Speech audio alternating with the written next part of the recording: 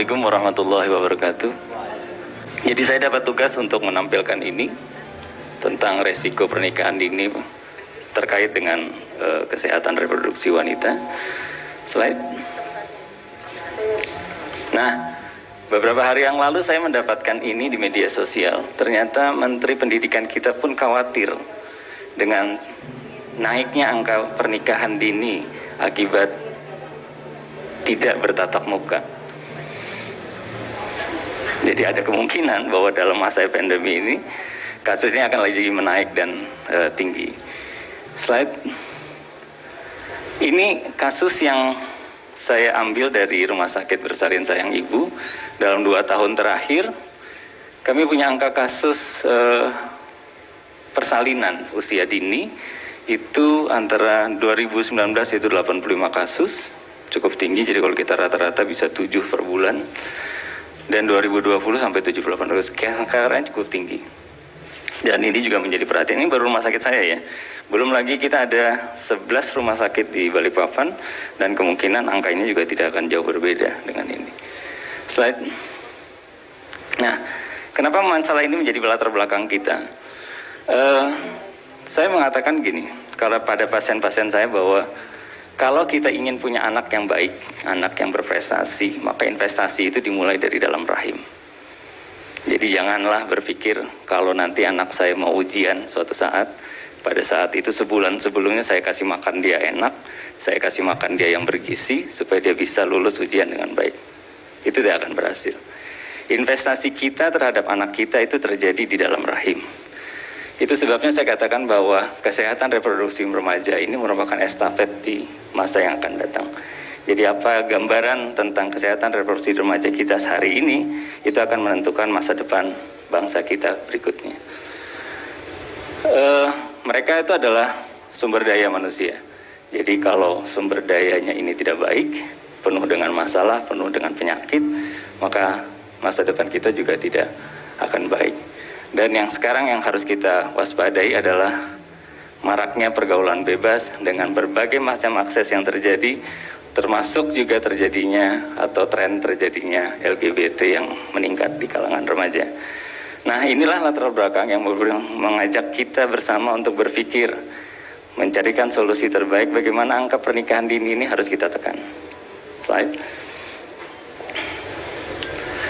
Nah, kita mengajarkan kepada remaja agar mereka itu mengerti tentang resiko terjadinya kesehatan reproduksi kalau kesehatan itu tidak baik. Sehingga mereka kemudian nanti akan mempunyai perencanaan pernikahan yang benar ketika mereka mengerti bahwa resiko itu bisa terjadi kelak di kemudian hari. Slide.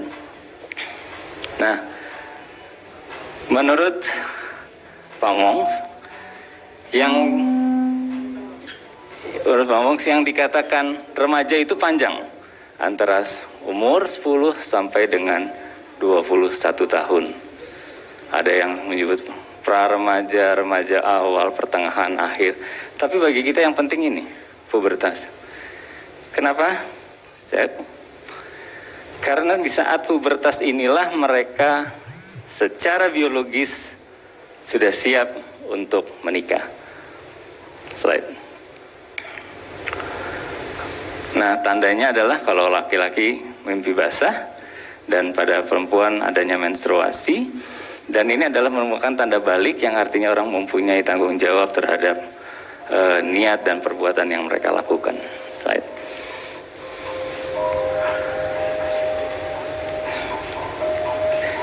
Kesehatan reproduksi remaja, ya, slide berikut. Nah, kesehatan reproduksi ini ada 2 kata, kesehatan dan reproduksi. Kesehatan berarti mereka sehat secara fisik, mental, sosial, dan reproduksi ini dan juga terkait dengan sistem dan fungsi reproduksi mereka. Ini menurut Undang-Undang tahun 71 pasal 371 nomor 36 2009. Slide. Ini juga ada Konferensi Internasional Kependudukan 94 yang mengatakan bahwa kesehatan reproduksi itu adalah kesehatan fisik, mental, dan sosial yang terkait dengan sistem reproduksi. Slide. Nah, pengetahuan, slide lagi. Nah, pengetahuan Balik. Oke. Jadi pengetahuan remaja tentang kesehatan reproduksi itu akan menimbulkan tanggung jawab mereka terhadap proses reproduksi yang akhirnya dan itu membutuhkan informasi, kemudian fungsi dan proses reproduksi.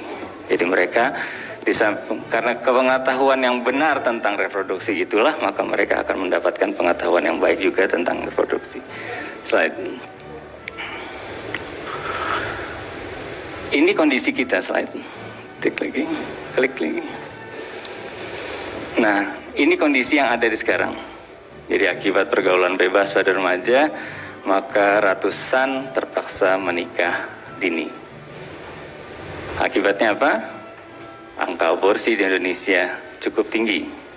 Slide. Ini dampak dari seks pranikah. Mulai dari terjadinya pernikahan dini, risiko kehamilan remaja, HIV/AIDS, aborsi, bahkan bisa menyebabkan terjadinya penyalahgunaan narkoba. Slide. Nah, batasan pernikahan dini itu adalah mereka yang menikah di bawah usia 20 tahun.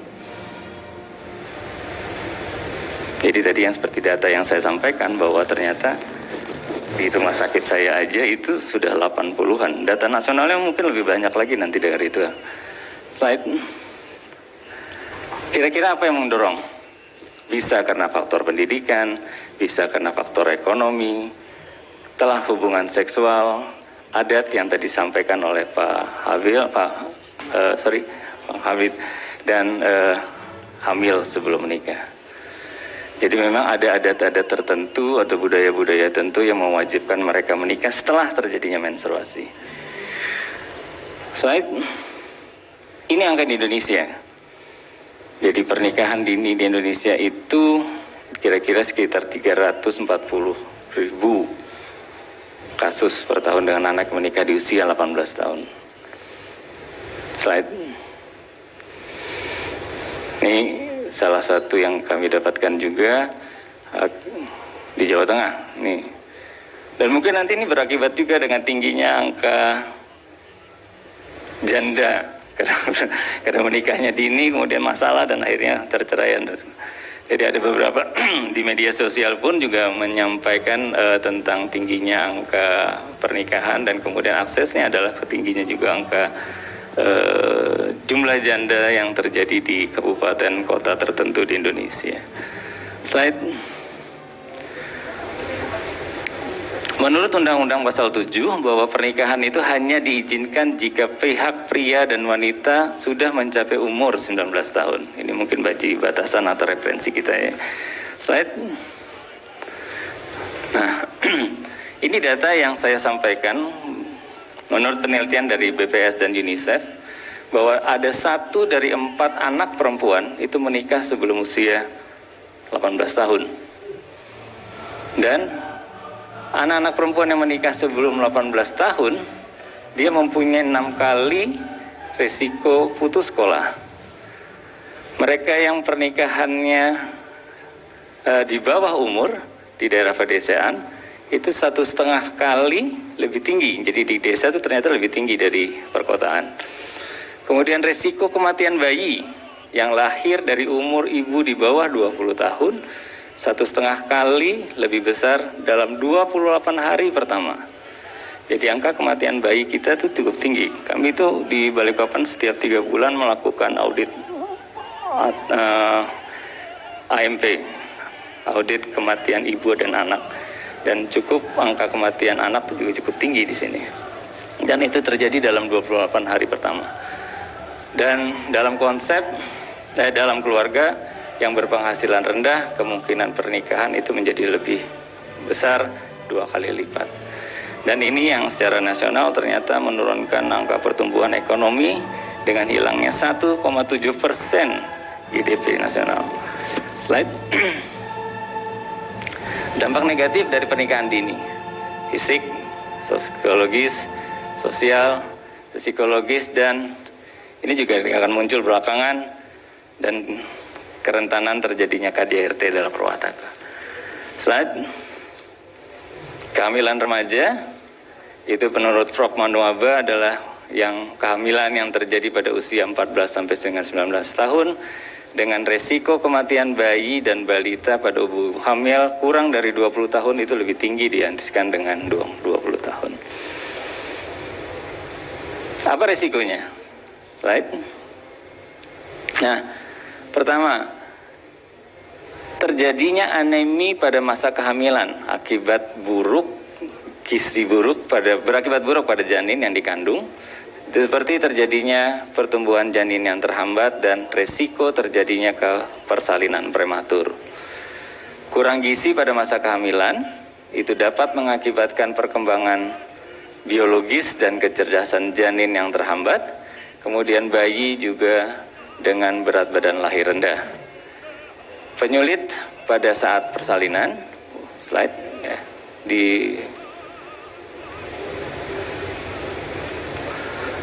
penyulit pada saat persalinan dengan perdarahan dan partus macet ya. Dan yang terakhir adalah resiko terjadinya preeklamsi dan eklamsi pada ibu yang melahirkan atau hamil pada usia dini. Slide. Ketidakseimbangan besar bayi dengan lebar panggul biasanya akan menyebabkan persalinannya menjadi macet.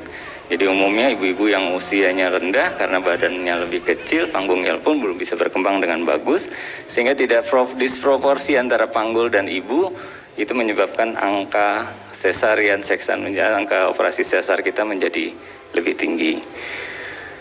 Nah, pasangan yang kurang siap untuk menerima kehamilan cenderung untuk melakukan aborsi, dan ini bisa menyebabkan terjadinya kematian pada ibu. Pada wanita yang menikah sebelum usia 70 tahun, dia mempunyai risiko 2 kali lipat terjadinya kanker mulut rahim dibandingkan orang yang di atas 20 tahun. Slide. Ya, ini data di kita, 2 juta janin itu diaborsi setiap tahun. Dan ini ada satu kasus di mana aborsi janin 5 bulan pada remaja 17 tahun. Terjadi perdarahan dan kemudian dikubur di depan ruko. Ini kondisi yang ada di masyarakat kita sekarang. Slide. Aborsi itu adalah pengguguran atau pengakhiran kehamilan sebelum persalinan dengan berbagai macam cara, dan haram ya, karena tidak boleh, kita harus menghargai kehidupan janin itu sejak dari mudiga. Jadi mengakhiri kehamilan itu sebenarnya adalah tindakan yang ilegal. Slide. Ini resiko kalau kita melakukan aborsi, dan apalagi aborsi itu dilakukan di tempat-tempat yang tidak aman, maka akan terjadi infeksi pada rahim, kemudian bisa terjadi perdarahan, kemudian bisa terjadi kerusakan rahim, bahkan sampai harus diangkat rahimnya karena rahim yang terinfeksi berat. Slide. Ini pelayanan kesehatan reproduksi remaja berdasarkan pasal 31 Peraturan Pemerintah nomor 61 2014 bahwa tindakan aborsi hanya boleh dilakukan atas dasar kedaruratan medis dan akibat perkosaan. Tapi dengan catatan bahwa ini terjadi dalam waktu 40 hari sejak haid pertama. Ya, slide. Nah, hukum positif bagi kita itu adalah bahwa semua aborsi itu adalah ilegal. Dan itu membuat ada ancaman buat si pelaku, ibunya. Ada ancaman untuk si pelaku pengguguran, itu untuk orang awam. Bahkan kami pun, para tenaga medis itu juga dapatkan ancaman untuk ini. Jadi sebenarnya tindakan aborsi apapun alasannya, kalau itu dilakukan bukan berdasarkan data hukumnya, maka sebenarnya itu ilegal dan kami pun tidak aman untuk melakukan itu. Slide. Nah, kalau di tempat-tempat tertentu itu kan ada yang mempromosikan, ada yang memberikan janji-janji. Mereka pun juga sebenarnya itu ada terkena juga ancaman. Jadi kecuali pada indikasi medis ya, untuk keselamatan jiwa ibu sebenarnya. Nah, ini buat kami juga menjadi masalah nih kalau keselamatan janin, karena janinnya masih kecil kan. Kalau umur di bawah 3 bulan ya tidak available juga kan, jadi tidak, kecuali pada bayi-bayi yang mungkin secara fisik dia terlihat cacat dan tidak bisa direkonstruksi. Slide. Ini yang selalu terjadi di dunia medis, selalu terjadi pertentangan tentang aborsi. Ada yang mengatakan ini hak janinnya, ada yang berpihak pada ibunya dan seterusnya. Sehingga saya selalu mengatakan pada teman-teman di forum kami bahwa kita tuh tidak boleh masuk pada ranah pasien. Ranah kita adalah ranah medisnya. Jadi kami dokter kebidanan hanya boleh berkecimpung di medis. Kalau kemudian mereka menyampaikan hal-hal di luar medis, maka itulah faktor sosial yang bukan menjadi bidang kami. Misalnya anaknya masih sekolah misalnya, nanti mau ujian, segala macam itu bukan bidang kami. Jadi kemudian kami hanya berhubungan dengan kesehatan ibu dan cacat janin saja.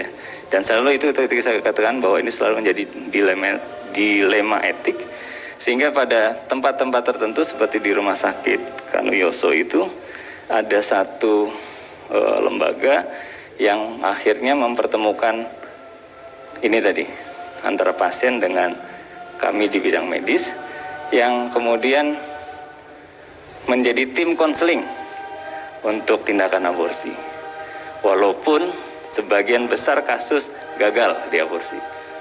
Jadi intinya kami tetap menolak untuk melakukan itu. Slide. Nah, ini etika yang berlaku pada kami bahwa semua aborsi adalah melanggar sumpah dokter, karena kami harus menghormati setiap hidup insani sejak dari awal pembuahan. Juga melanggar kode etik kedokteran, karena setiap dokter wajib senantiasa mengingat kewajiban dirinya untuk menghormati hidup insani. Slide. Mungkin ini yang terakhir, bagaimana kalau aborsi itu dilakukan dengan sangat tidak aman, unsafe, maka bisa terjadi lubang. Ini yang kita sebut dengan perforasi, luka berat pada dinding rahim, leher rahim, dan bahkan sampai vagina. Pada kasus-kasus yang berat kami justru harus mengangkat rahim, dan itu juga berakibat bahwa reproduksi kelanjutannya pun menjadi lebih jelek. Saya kira ini yang